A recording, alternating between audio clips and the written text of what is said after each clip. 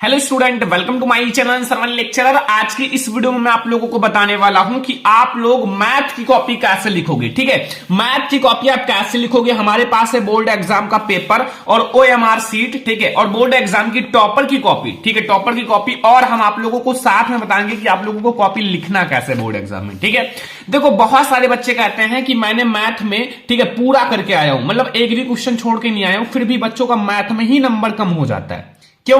क्योंकि जबकि हैंडराइटिंग का भी नंबर मैथ में नहीं कटता है, हैंडराइटिंग का भी नंबर नहीं कटता है, तो फिर मैथ में नंबर कम क्यों हो जाता है?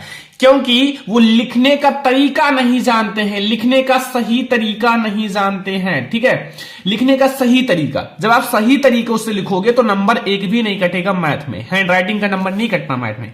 ठीक है, तो ये हमारे पास एक मैथ का पेपर और मैं आप लोगों को बताऊंगा आप मैथ की कॉपी कैसे लिखोगे, ओएमआर सीट कैसे भरोगे, रफ कार्य आप कहां करोगे। ठीक है, रफ कार्य। ठीक है, तो ये वीडियो लास्ट तक देखना, लाइक कर देना, शेयर कर देना, चैनल बना तो सब्सक्राइब कर लेना। ठीक है, देखो सबसे पहले आपके पास 15 मिनट प्रश्न पत्र पढ़ने के लिए होता है, तो आप लोग 15 मिनट प्रश्न पत्र को ध्यान से पढ़ो। ठीक है, एंड कुछ सामान्य निर्देश हैं, सभी प्रश्न अनिवार्य है, इस प्रश्न के 2 खंड हैं। ठीक है, आ वाला सारे बहुविकल्पीय है जिसका आंसर ओएमआर सीट पर देना है। ठीक है, ओएमआर सीट पर कैसे देना है सब कुछ मैं आपको बताऊंगा। और ओएमआर सीट पर उत्तर अंकित किए जाने के पश्चात उसे काटे नहीं, ठीक है, और इरेजर या व्हाइटनर आदि का प्रयोग ना करें। ठीक है, जो आप लोगों का ओएमआर सीट है उस पर आप लोग प्रश्न जब आप उसको भर दोगे ना, तो उस पर इरेजर का प्रयोग नहीं करना, व्हाइटनर का प्रयोग नहीं करना, नहीं तो वहां आप चालाकी करने लगो तो आपका नंबर कट जाएगा, वो आपका पेंडिंग में ही रह जाएगा ओएमआर सीट।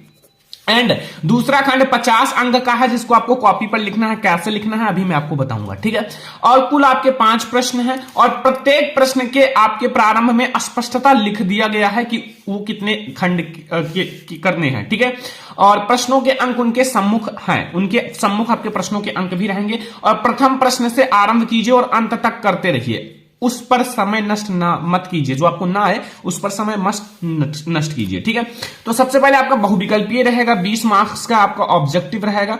तो ऑब्जेक्टिव क्वेश्चंस का आंसर कैसे देना है देखो ध्यान से समझना, मैं आपको एक एक करके बताता हूं। बहुविकल्पीय पहला, और एक बात याद रखना, आपको बोर्ड एग्जाम की कॉपी में केवल ब्लू एंड ब्लैक पेन का ही यूज करना है। और सेकंड बात आप लोग ध्यान रखना, ठीक है, आप लोगों को ये जो आपको अपना जो पेपर होता है ना, बोर्ड एग्जाम में जो पेपर दिया जाता है उसमें ये काट पीट गोदना नहीं है। ठीक है, ऐसे आपको पेन नहीं चलाना, अगर उसमें पेन चलाओगे तो फिर दिक्कत हो सकता है। ठीक है, पेन मत चलाना, आप लोग केवल पढ़ना और फिर प्रश्नों का उत्तर देना, ये तो मैं आप लोगों को समझाने के लिए बता रहा हूं। ठीक है, तो एक परिमेय संख्या का दशमलव प्रसार होता है, एक नंबर का ऑब्जेक्टिव है एक दशमलव प्रसार। ठीक है, एक परिमेय संख्या का दशमलव प्रसार, ध्यान रखना जो परिमेय संख्या होता है उसका दशमलव प्रसार जो होता है हमेशा शांत होता है। तो हमारा सेकंड नंबर सही है ना, तो अब आप लोगों का सेकंड नंबर सही है, यानी कि आपका सेकंड कह सकते हो एबीसी में आप ए वी कह सकते हो। ठीक है, और का खा गा हो तो खा कह सकते हो। ठीक है, तो अब हमारे पास है ओएमआर सीट। ओएमआर सीट में यहां आप लोग जिला कोड नाम ये सब भर देना, केंद्र का नाम, ठीक है, और अनुक्रमांक, और यहां आपका विषय का कोड एंड यहां प्रश्न पत्र संख्या। ठीक है, ये सब आप वहां भर देना। आप गोले को भरने का आप लोगों का गलत तरीका, ये गलत तरीके से मत भरना, ऐसे गोला मत भरना, थोड़ा सा काला मत करना, पूरा आपको काला करना, बीच में ऐसे मत कर देना ऐसे। ठीक है, सही तरीका ये है, देख लो बिल्कुल से आपको ब्लैक करना है। ठीक है, समझ में आ गया ना। और यहां देखो प्रश्नोत्तर के चारों विकल्प में से जो सही है उसे गोले से निर्देश भरा दीजिए। ठीक है, अब देखो हमारा कौन सा सेकंड वाला सही है ना, तो बी वाला, तो यहां हमारा पहला प्रश्न है, पहले का हमारा बी वाला सही है, तो इसको आप अच्छे से, ठीक है, अच्छे से आप गोला कर लो, बस हो गया, ये बी वाला हमारा सही हो गया। ठीक है, ऐसे आपको ओएमआर सीट भरना है। यहां आप लोग प्रसारथी का हस्ताक्षर, अपना हस्ताक्षर कर देना, कुछ भी जो भी आपका नाम हो। ठीक है, मैंने लिख दिया सरवन गोस्वामी। ठीक है, तो ये आप लोग अगला देखो, अब आप लोगों को जैसे अब हम क्वेश्चन नंबर सेकंड देखते हैं, जो क्वेश्चन नंबर सेकंड है।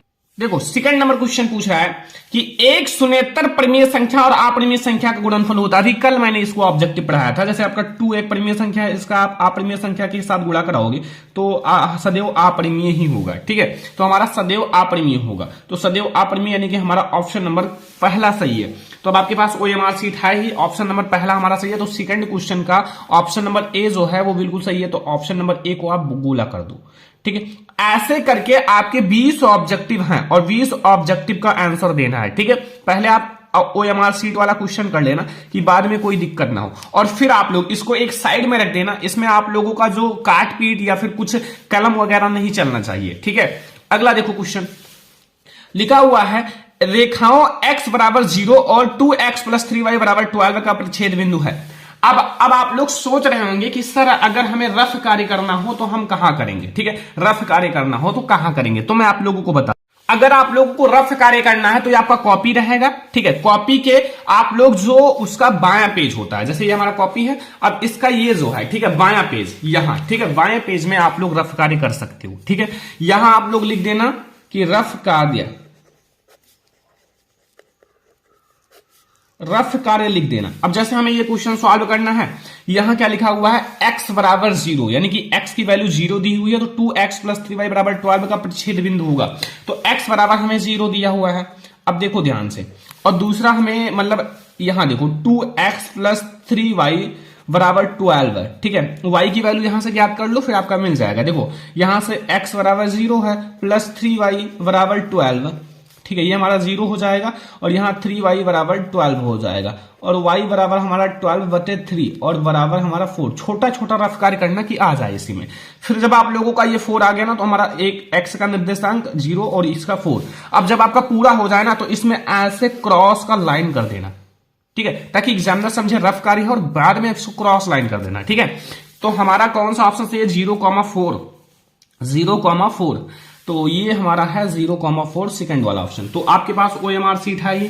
अब आपका हमारा V वाला ऑप्शन सही है क्वेश्चन नंबर 3 का। तो मैं आप लोगों को बता देता हूं, क्वेश्चन नंबर 3 का हमारा V वाला ऑप्शन बिल्कुल सही है। बस ऐसे ही आप लोगों को ऑब्जेक्टिव क्वेश्चन का आंसर OMR सीट में देना है, ठीक है।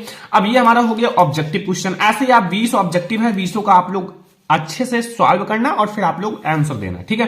तो ये हमारा ऑब्जेक्टिव क्वेश्चन है। अब हम लोग देखते हैं और क्वेश्चन का आंसर आपको बोर्ड एग्जाम में कैसे लिखना है। जो हमारा कॉपी में लिखने वाला क्वेश्चन होता है, वर्णात्मक प्रश्न, उसका आप लोग आंसर कैसे लिखोगे। तो अब हमारा आता है खंड बा, ठीक है। खंड बा में जो है वो हमारा 50 नंबर का लिखने वाला प्रश्न है, ठीक है। अभी तक हमारे 20 नंबर के OMR सीट पर देना है, जो कि आसान है। अगर आपको पता है तो 2 मिनट में आप OMR सीट भर दोगे, ठीक है। तो इसमें लिखा हुआ सभी खंड कीजिए, सभी खंड कीजिए, और फिर आप लोगों का क्या है, पहला प्रश्न का वाला कि 2 क्रमागत धनात्मक पूर्णांकों का गुणनफल 2 से विभाज्य है, यह कथन सत्य है या असत्य, कारण बताइए। 2 नंबर का है। तो इसको आप लोग कैसे करोगे, सबसे पहले आपको बोर्ड एग्जाम में कॉपी दी जाएगी। कॉपी जो आप लोगों का है, सबसे पहले आप लोगों को स्केल की सहायता से, ठीक है, एक स्केल का आप लोग जगह लेना और इसको अच्छे से अंडरलाइन कर लेना, ठीक है। बोर्ड एग्जाम की कॉपी में आप लोग एक स्केल का जगह लेना, ठीक है, और इसको अच्छे से अंडरलाइन कर लेना। देखो ऐसे ही आप लोग 2 लाइन आप लोग खींचना अच्छे से, ये, ठीक है, इस टाइप से। थोड़ा सा बीच में जगह हो तो ज्यादा अच्छा रहेगा, ठीक है। तो ये आप लोग लाइन खींच लेना। फिर 2 तरफ लाइन नहीं खींचना है, ठीक है, एक ही तरफ खींचना, वरना एग्जामिनर समझेगा कि बच्चा कॉपी भर रहा है, ठीक है। तो अब आप लोगों का हमारा कौन सा है, खंडबा, ठीक है। खंडबा स्टार्ट हो रहा है ना, तो यहां हमारा खंडबा है। खंडबा आप लोग डाल दो पहले ऊपर अच्छे से, ठीक है। यहां आप लोग डाल देना खंडबा, खंडबा, और इसको आप लोग स्केल की सहायता से अच्छे से अंडरलाइन कर लेना। छोटा सा है, हाथ से भी कर सकते हो।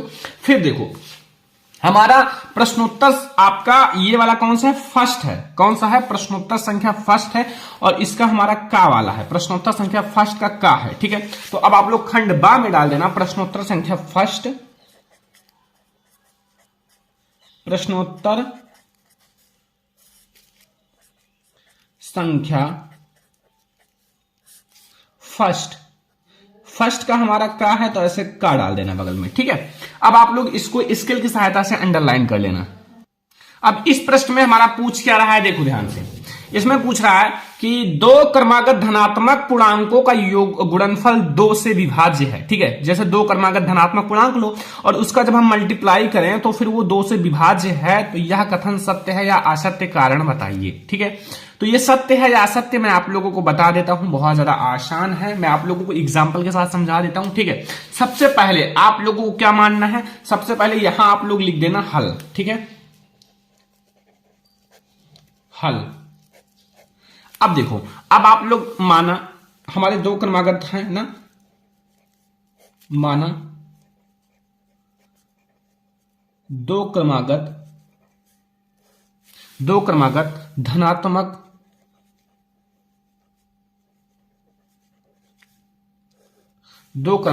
धनात्मक ठीक है संख्या, वो हमारा कितना है, मान लो हमने माना x क्रमागत है ना, मतलब क्रम से आने वाली, और x+1, ठीक है, ये हमने मान लिया। अब देखो अगर आप लोग मान लो माना x बराबर 2, क्या मान लो x बराबर 2, अगर आपने x बराबर 2 मान लिया तो फिर अब आप लोग देखो यहां, ठीक है, तो हमारा x बराबर 2 हो गया, तो ये हमारा x+1 जो है, x+1 वो बराबर हो जाएगा x, एंड x की वैल्यू मैंने 2 मान लिया, 2 और +1 बराबर 3। तो एक क्रमागत हमारा 2 है और एक 3 है, क्रम से आ गई ना। अब देखो, अब प्रश्नानुसार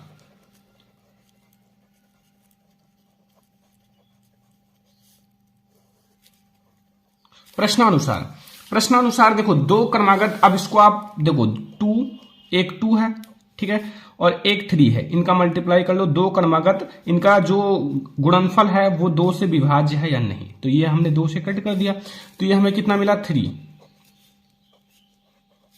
तो ये विभाज्य है ना, क्या है विभाज्य है, तो विभाज्य होने का मतलब है अतः यह 2 से विभाज्य है, ठीक है, अतः यह 2 से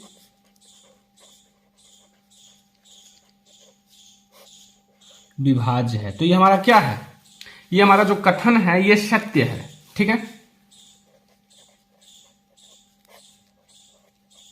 सत्य है, बस इतना अब आपको लिखना है, ठीक है। ऐसे आप लोगों को बोर्ड एग्जाम की कॉपी में लिखना है। देखो बस अब आप लोगों का ये हो गया, ठीक है, ब्लैक एंड ब्लू पेन का यूज करो अच्छे से और लिखो, ठीक है। तो ये हमारा हो गया ना, ऐसे ही आपको सॉल्व करना है, ये हमारा 2 से विभाज्य है, तो हमारा ये सत्य है, ठीक है। तो अब हम लोग देखेंगे अगला क्वेश्चन देखो स्टूडेंट, ठीक है, अगला क्वेश्चन क्या है, यहां देखो, यहां खा वाला, यदि cot थीटा बराबर 7/8 तो 1 प्लस साइन थीटा और 1 माइनस साइन थीटा बटे में 1 plus cos theta 1 minus sine theta का मान निकालिए। 2 नंबर का वेरी इंपॉर्टेंट और इजी क्वेश्चन है, बहुत ज्यादा इंपॉर्टेंट भी है। तो अब आप लोग यहां देखो, आप लोग फिर से डाल सकते हो प्रश्नोत्तर संख्या फर्स्ट का खा, ठीक है, यहां आप लोग ऊपर डाल देना, कोई दिक्कत नहीं, या फिर आप उसी में सॉल्व कर सकते हो, या फिर आप ऊपर डाल भी सकते हो प्रश्नोत्तर संख्या। आप देखो लिखो या ना लिखो कोई दिक्कत नहीं, लेकिन लिख दोगे, 2 मिनट का काम है। प्रश्नोत्तर संख्या फर्स्ट का खा वाला है, फर्स्ट का खा है ना। अब इसको आप लोग अंडरलाइन कर लेना अच्छे से, बस हो जाएगा आपका, ठीक है। अब एग्जामिनर को और अच्छे से समझ में आएगा। तो अब हमारा यहां देखो, सबसे पहले दिया क्या है, ये हमारा क्वेश्चन है, तो इसमें दिया है cot थीटा बराबर 7/3। तो यहां आप लोग हल लिखो, और क्या दिया है, देखो बहुत ज्यादा आसान होता है, दिया है, क्या दिया है, cot थीटा जो है, cot थीटा बराबर हमें 7/8 है, 7/8 है। तो हमें इसकी वैल्यू ज्ञात करनी है, इसका मान ज्ञात करना है, इसको सॉल्व करना है। तो इसको आप लोग नीचे लिख लो, और हमें मान दिया है, तो अब हम लोग इसको लिखेंगे, ये लिखा हुआ हमारा 1 प्लस साइन थीटा, एक ब्रैकेट में, दूसरे ब्रैकेट में 1 माइनस साइन थीटा, और वटे में है 1 plus cos theta into 1 minus cos theta, ठीक है। अब इसका मान कैसे निकालोगे, बहुत ज्यादा आसान है। अगर आप लोगों को नहीं पता है तो मैं आप लोगों को बहुत अच्छे से बताता हूं, ठीक है।